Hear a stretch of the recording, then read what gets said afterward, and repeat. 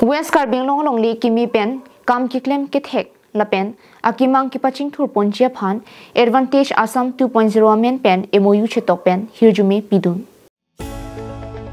Advantage Assam 2.0 Assam Governor Laxman Prasad Acharya, Assam Chief Minister Himanta Biswa Sarma, Union Minister Dr. S. Jaisankar, Sri Sarbananda Sonowal, Jyotiraditya Scindia, Tripura Chief Minister Dr. Manik Saha, State Union Minister Pabitra Margarita Pen Atum, Labangso Ajay Meke Dengalong, West Karbi Anglong District Commissioner DC, Sarangapani Sarma Pen, West Karbi Anglong Alo Saikam Saipu, Chukumara tum pen ke chenglok kam ke klem kachipaduk abang phubang phietum pen mei nipono.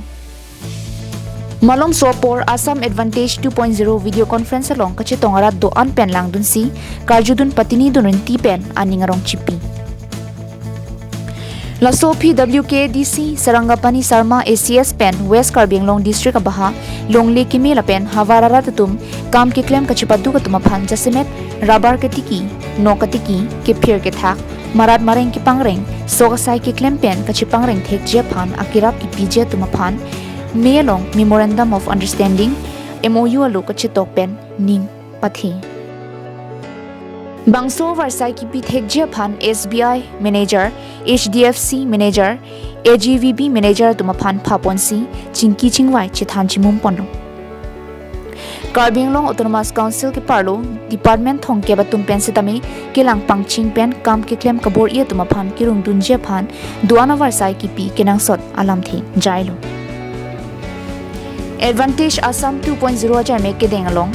bang ke batum pen lamdon mate MoU chetok ponsi aningarong pen hemchiru yinti ni phain ko rapporni Advantage Assam 2.0 ajar me ke dengason thang ni phain ko ra throk ani surini ran ko ra phositami MoU ke toklong lelang amparta kam ke klem ke chipaduk lapen akimang ke the kam ke klem je tumpen ming ni thusi MoU che tok pon thuje lam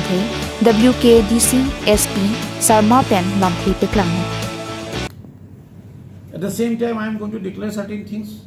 which is not maybe known to you just prior to this meeting. So how come we are going ahead? You will be happy and you will be glad to know that under this Advantage Assam, with certain signing of MoU, that too in the field of rubber plantation, that too in the field of local banana chips, pickles, that too with certain other products as well. Hamren pen Daniel Hi, Karbi Anglong Live.